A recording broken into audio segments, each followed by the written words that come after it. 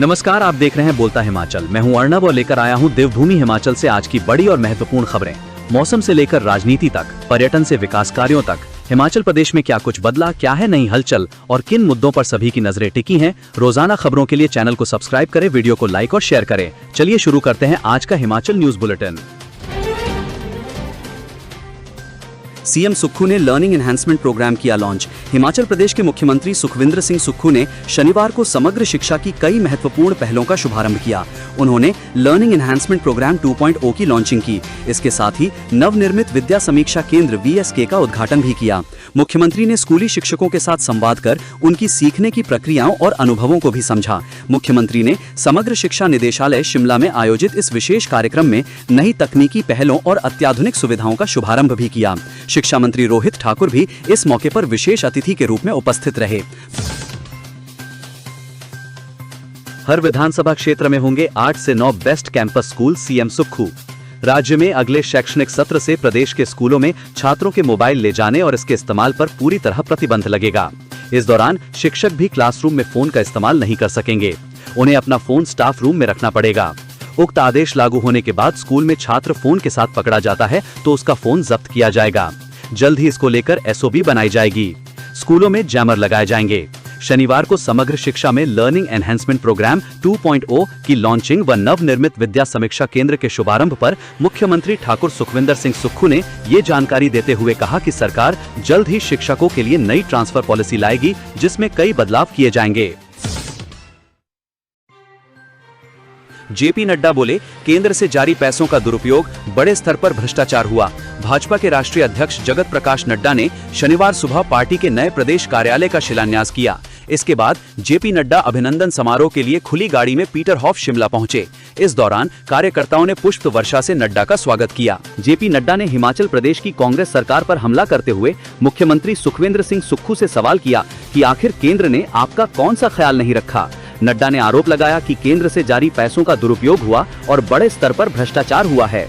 उन्होंने कहा कि आपदा राहत के लिए केंद्र सरकार ने 3,789 करोड़ रुपए दिए। स्मार्ट सिटी के लिए 1,000 करोड़ से अधिक की राशि दी। वाइब्रेंट विलेज योजना, medical college, AIIMS Bilaspur, bulk drug park, 4 लेन परियोजनाएं और बद्दी को फार्मा हब के रूप में विकसित किया। इसके बावजूद कांग्रेस सरकार केंद्र पर झूठे आरोप लगा रही है।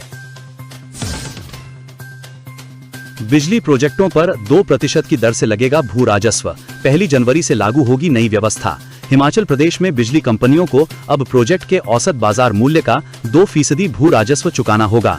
जिला स्तर पर बाजार मूल्य का आकलन करने के बाद भू राजस्व निर्धारित किया गया है। शुक्रवार को भू राजस्व अधिकारी शिमला और कांगड़ा की ओर से राजपत्र में इसकी अधिसूचना जारी कर दी गई।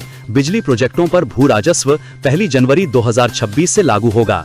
वन संरक्षण अधिनियम के तहत अनुमति लेकर ट्रांसफर की गई जमीन पर भी भू राजस्व देना होगा। जमीन का मालिकाना हक यदि प्रोजेक्ट के पास नहीं है तब भी भू राजस्व देना होगा। ऊर्जा निदेशालय के आकलन के अनुसार कुल 188 बिजली परियोजनाओं से 2000 करोड़ का भू राजस्व एकत्र होने का अनुमान है।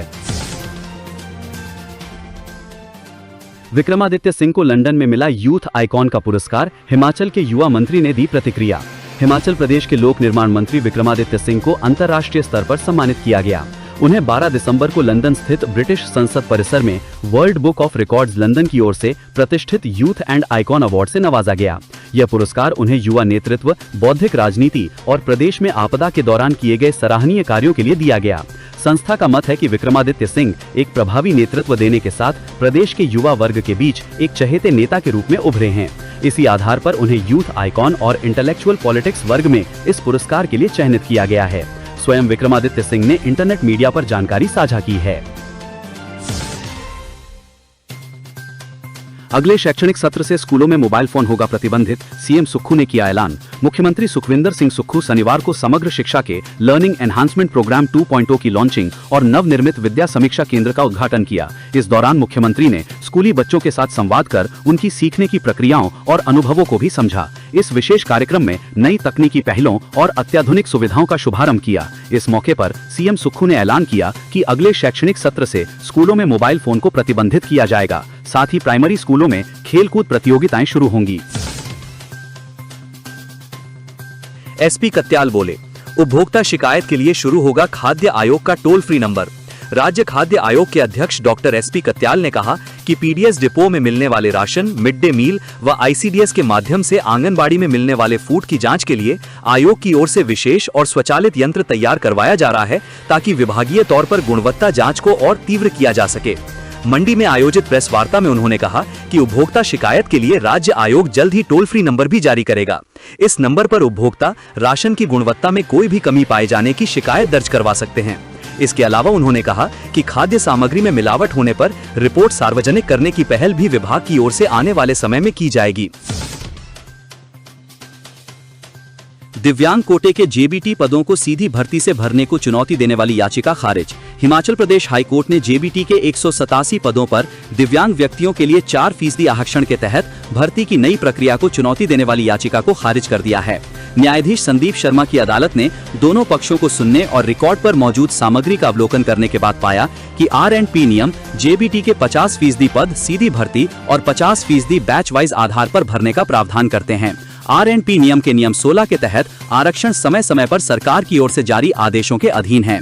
कोर्ट ने इस बात पर जोर दिया कि याचिकाकर्ता ने बिना किसी आपत्ति के चयन प्रक्रिया में भाग लिया था। असफल घोषित होने के बाद चयन प्रक्रिया को चुनौती देना उचित नहीं है। कोर्ट ने कहा कि बैच वाइज चयन में भी ये जरूरी नहीं है कि हर उप श्रेणी के दिव्यांग को हर बार मौका मिले। कोर्ट ने पाया कि दिव्यांग के लिए आरक्षित सभी पदों को बैच वाइज चयन के दायरे से बाहर निकालने और उन्हें सीधी भर्ती से भरने के नीतिगत निर्णय में हस्तक्षेप करने का कोई कारण नहीं है।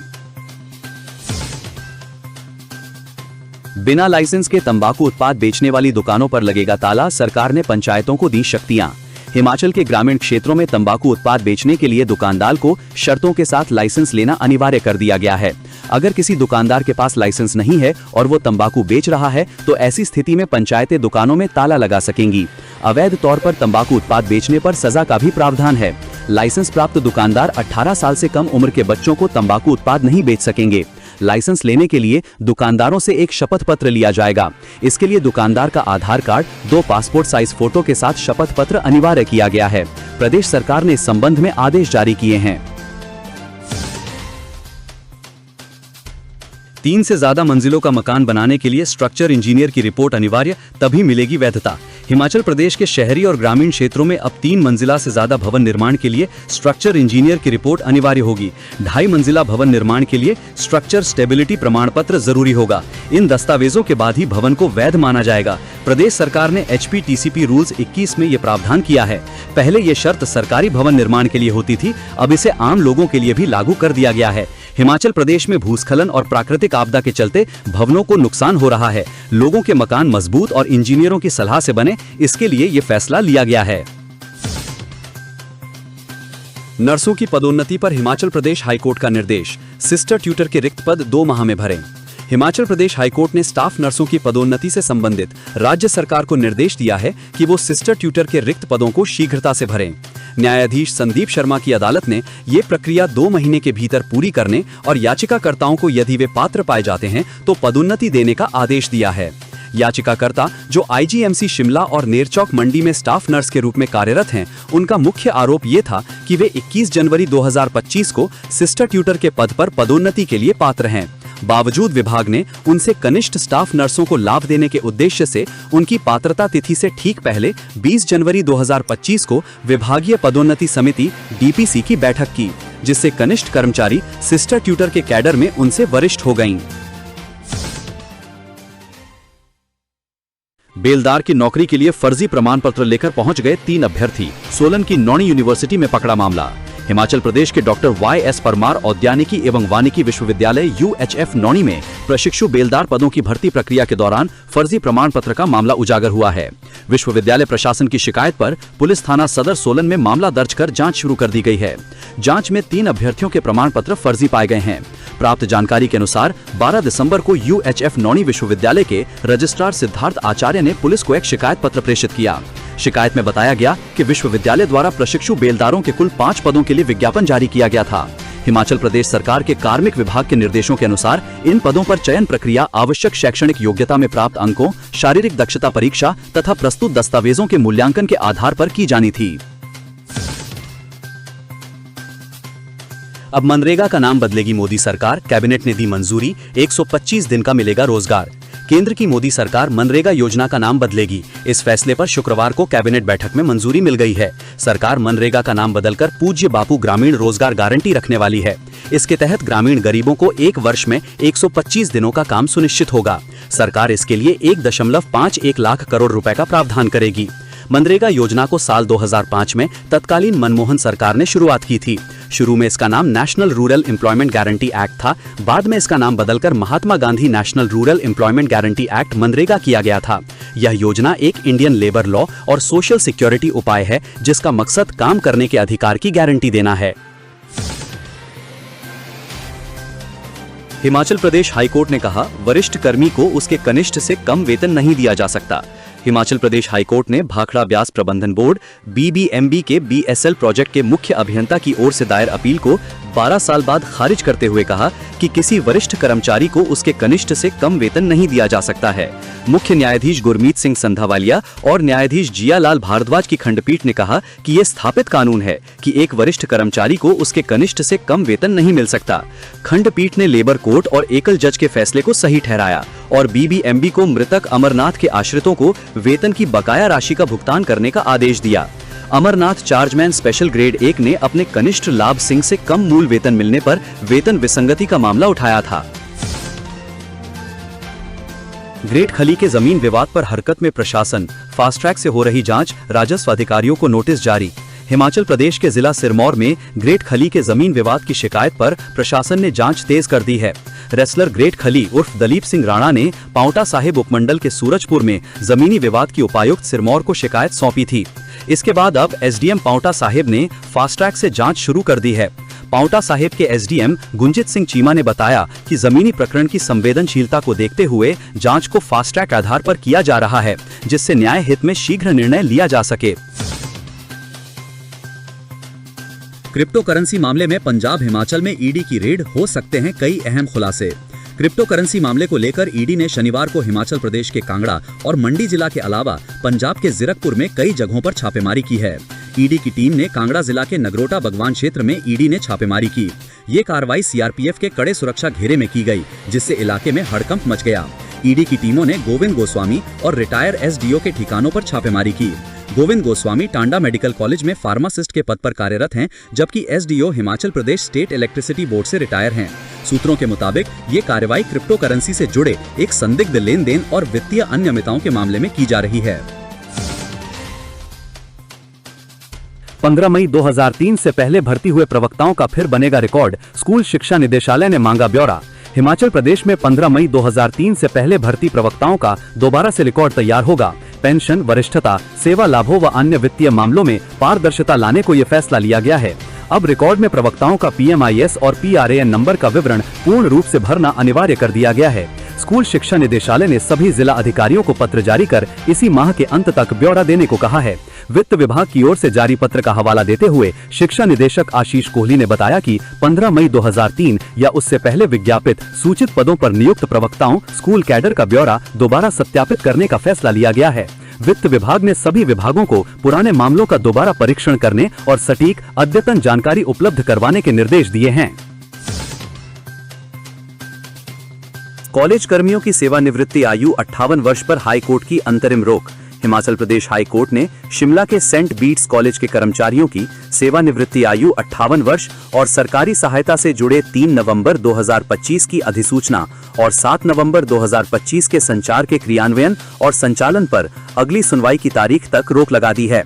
न्यायाधीश विवेक सिंह ठाकुर और न्यायाधीश रोमेश वर्मा की खंडपीठ ने इस मामले में राज्य सरकार सहित सभी प्रतिवादियों को नोटिस जारी किए हैं और 2 सप्ताह के भीतर जवाब दाखिल करने को कहा है।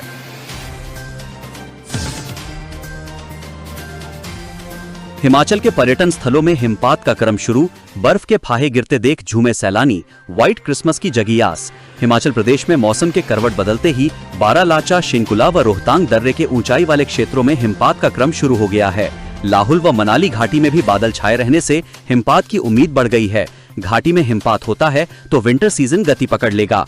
पर्यटकों व पर्यटन कारोबारियों सहित सभी किसानों व बागवानों को हिमपात का इंतजार है।